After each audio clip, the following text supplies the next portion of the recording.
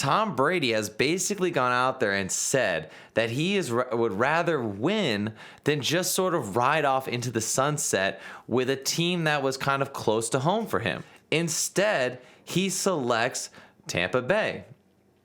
And it's fascinating because he chose instead of staying also his home in New England or his home in LA, he chose to go to a team that has not been equated to success for a really long time. Welcome to the ChadBurn Show, brought to you by M. Chad Baldwin.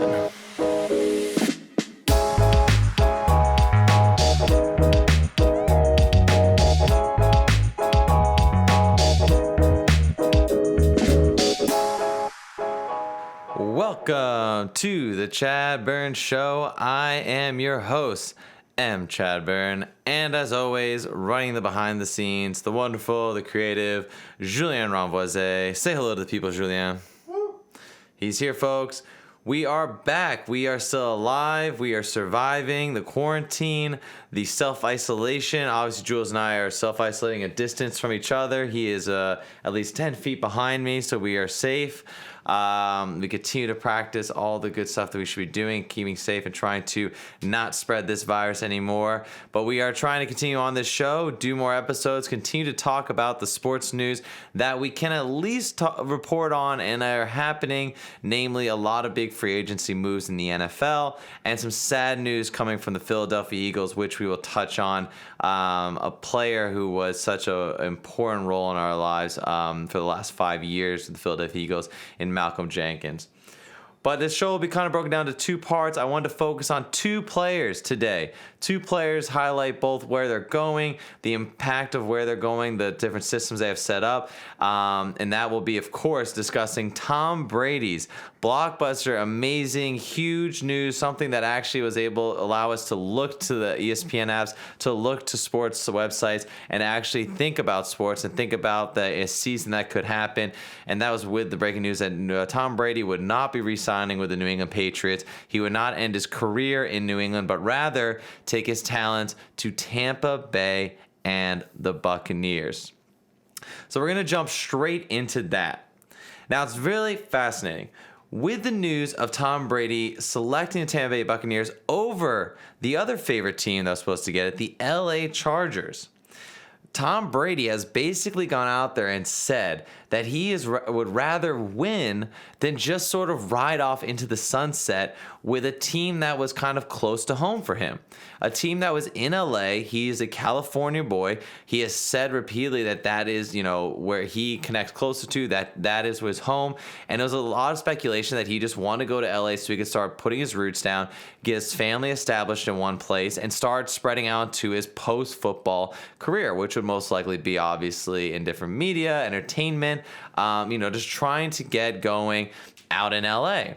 Instead, he selects Tampa Bay.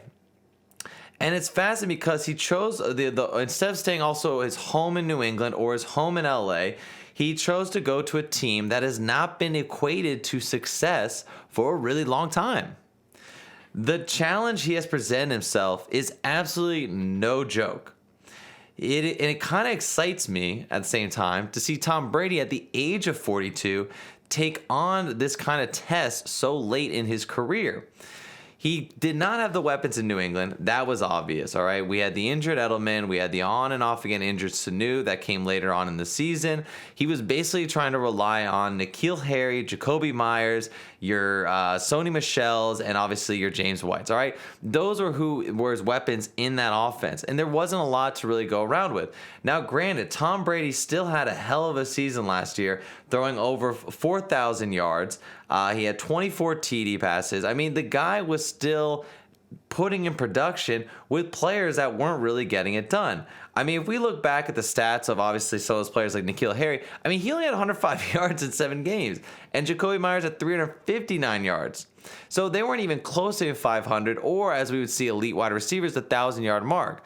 It was mainly Julian Edelman. It was mainly trying to work in some of the tight ends and passing to the running backs. So he had no real outside threats while in New England, and yet still was able to put production at 42.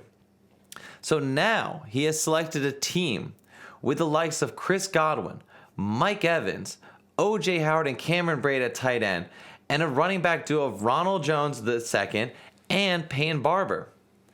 To give you an idea of going from both kind of garbage wide receiver threats that weren't getting past 500 yards to now going to the Buccaneers, where 2 of their wide receivers had over 1,000 yards receiving. Chris Godwin, 1,333 yards in 14 games. Don't forget, he didn't play the last 2 games of the season because he was injured. 9 TDs, had career highs in yards and receptions.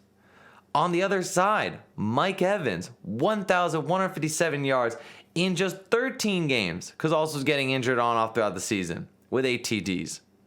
That's 2 wide receivers in a team with over 1,000 yards. Most teams in the NFL will be lucky to have 1. You also have O.J. Howard out there, who's going to be your number 1 tight end, backed up by Cameron Brate, or you run 2 tight end setups, which would be perfect with those 2 guys. O.J. Howard still almost had 500 yards, 459. So we are still getting production even in that position. And Ronald Jones, while not getting over 1,000 yard rushing, still had a respectable season, 724 yards and 6 TDs. So finally, Tom Brady is going into a system that has offensive weapons. So this is a team that he's joining that is clearly ready to win on the offensive side of the ball. Flip it over, you have the defensive side. Now, Tom Brady's leaving New England that had an incredible defense, a historic defense, a defense that we thought would be one of the best of all times, would possibly propel them to get to the Super Bowl again. They fell short, but still an incredible defense. So while Tom Brady is obviously picking a team that he thinks can win with the offense, the defense will need a little more time to gel. But I think having Tom Brady there is going to change a lot of the stats that we saw last season. This was a defense that gave up over 5,000 yards and 48 touchdowns, right? They were basically giving up an average of 3 touchdowns a game. And that's unacceptable. But at the same time, they didn't have a lot to work with because Jameis Winston was turning the ball over constantly. He had over 30 interceptions of the season. 33 TDs, 30 interceptions. Like, that's insane. So the defense often was playing with bad field position and was trying to defend against a team that was close to the end zone in their own zone. I mean, the turnover ratio for the Bucs was minus 13. That's horrible. And your defense is never going to excel no matter who you have on that team. So I think while the defense still needs some time to gel with some new players like Ndamukong Suh who's in there, I think at the same time you're going to see that defense look a lot better when you have a quarterback like Tom Brady who doesn't turn the ball over a lot, is very accurate, is very decisive with his throwing. You don't have to worry about Jameis Winston, who just throws picks every game. I mean, he had a horrible season, let's be real about it, okay? Jameis Winston started I saw an amazing picture of this, but Jameis Winston started his career in Tampa Bay with an interception and ended his career in Tampa Bay with an interception. That's how bad Jameis Winston was, okay? Granted, he threw over 5,000 yards, but he still had the turnover issues. So maybe that defense can go around and change things up, right? So on top of having the wide receivers, on top of having a defense that could possibly bring it together, Tom Brady's also choosing, in my opinion, another smart coach. Bruce Arians is a good coach. He was brought in because we have seen him have sustained success on other bad teams and build teams up to a successful record. During his time from the Arizona Cardinals, we were not playing well before. He brought them into winning seasons from 2013 to 2015. After helping bring a winning season to the Colts when he stepped in as an interim head coach for Chuck Pagano. And he doesn't get credit for those wins because he wasn't the official head coach, but he still made that team really special. He knows how to work with quarterbacks. He knows how to develop an offense. So now he finally has a legend of a quarterback in Tom Brady, amazing outside weapons, a very good young running back, and a defensive core that can be, I would say, good enough to let them go far in the season. So, in my opinion, when you have Ndamukong Suh, Vita Vea, Devin White, Shaquille Barrett all on that defensive side with Tom Brady and the coach, this team could make some noise in the NFC South. And it's just fascinating to see that Tom Brady still is so competitive that he's going for that win. I think no one would have complained if he had decided to go to the LA Chargers just because he wanted to be in LA and start living his life out there. His wife obviously wants to be in LA with her career. He wanted to be out there with his family. But he said, no, I want to go and try and win before I hang it up. I think Admiral is the first time I've actually had a lot of respect for Tom Brady after hating him for so long because he's obviously a rival and competitor to me in my team. But I think that to see him actually go out there and try and make this work and go very far and try and go far in the season, kudos to him, and wait for him to step up to that. I think Tampa Bay is shocking to me. I think it's crazy, but that fan base is going to love it because they have a chance to finally be very good. They can really pull it through together. And again, Tom Brady's at 42, but he's still kicking ass every year. I mean, we look over just the last 3 seasons. 2017, 4,500 yards. 2018, 4,300 yards throwing. 2019, 4,000. It's going down with age, but he's still getting over 4,000 yards. And the touchdowns are still incredible. I mean, he's throwing over 20 touchdowns every season. So I think that you can still expect a lot out of Tom Brady that will give you at least a decent run to go far in the playoffs. And they're going to need it because the NFC South is still dominated by the New Orleans Saints. And Drew Brees is back. Michael Thomas is there. They just signed Emmanuel Sanders, the Saints, so to kind of stack up that wide receiver core. Kamara is going to be healthier than he was last season, so the running backs are solid. And the defense there is still, has all the original core that has made them consistent in the last 2 years. So with the Buccaneers going at the Saints, that's going to be finally a competitive NFC South. Obviously, we're not going to talk much about the Panthers because they're going to be kind of rebuilding with Teddy Bridgewater stepping in for Cam Newton. And, of course, your Atlanta Falcons, who have already gotten rid of their running back. They only have Matt Ryan. They are adding in, obviously, Todd Gurley, who has dealt with some injuries in the past. So will he be consistent? And will Matt Ryan continue to not be, in most of our opinions, overrated and be able to pull something out in this year? But the NFC South will be something fascinating to watch through the year. I'm very proud of Tom Brady for making this move. I think it's incredible, and I think that he can make them super competitive throughout the whole playoffs. So good on him. I will love to see him throwing to Mike Evans or Chris Godwin, and as a fantasy holder of Chris Godwin, I am very excited for this one because Chris Godwin's value just shot up. After drafting him in the 11th round 2 years ago, I am very happy to have Chris Godwin on my team. So that will be an incredible, incredible season to watch.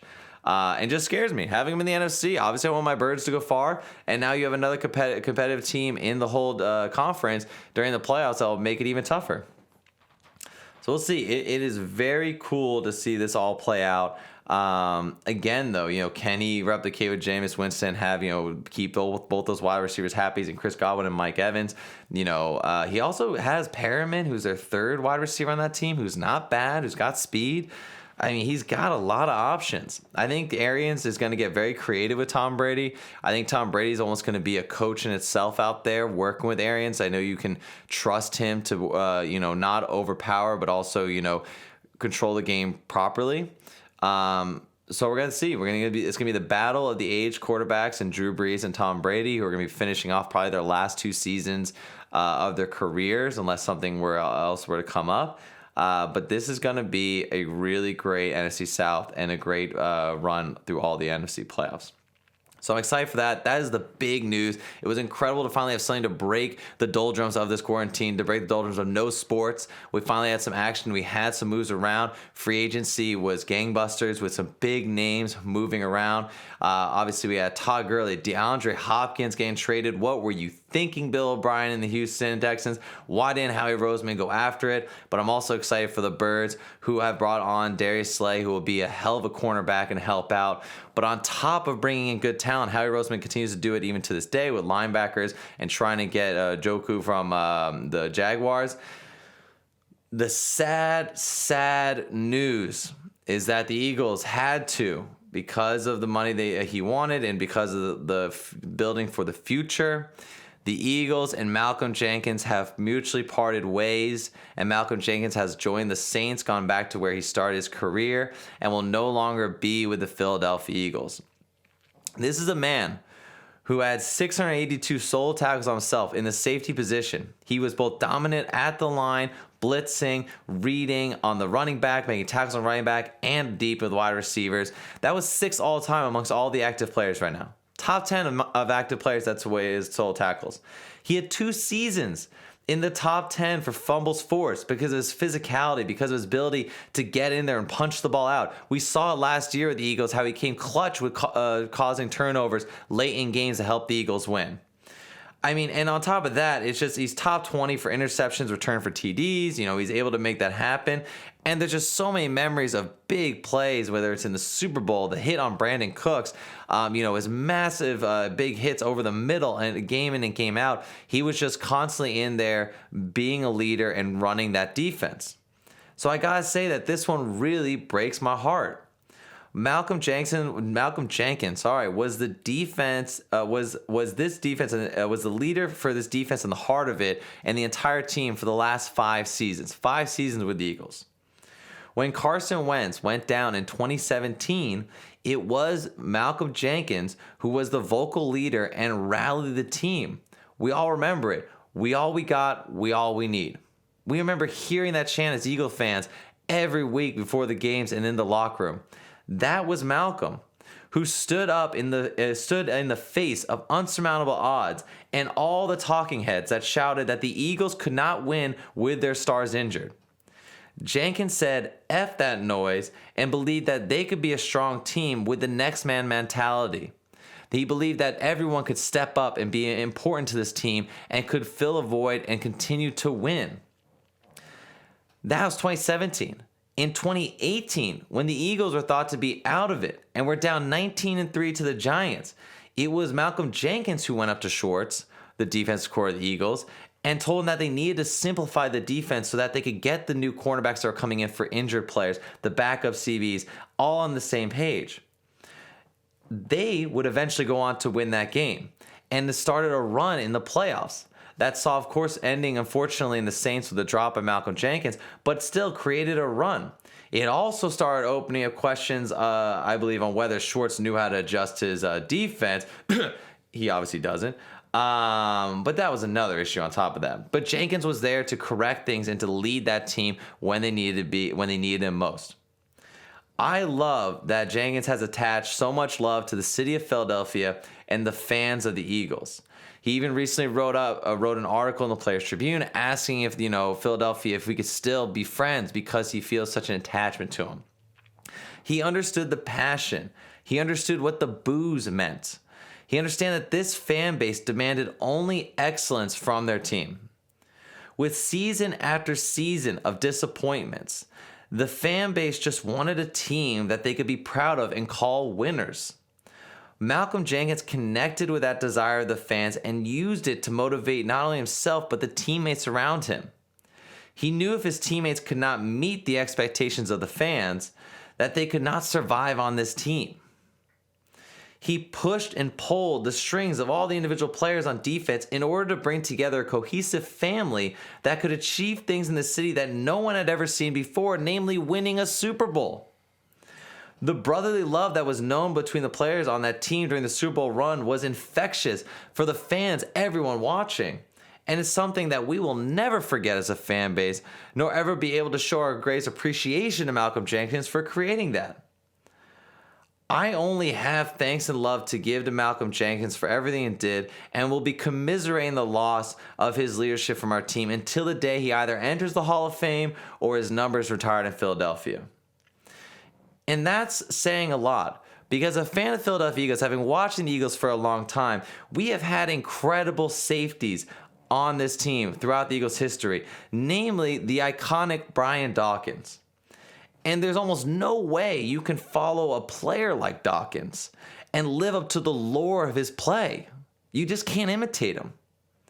But Malcolm Jenkins instead decided not to follow in lockstep with how Dawkins made his career in Philadelphia Eagles, but instead carved his own path into our hearts with his own signature style of play and his own signature style of leadership.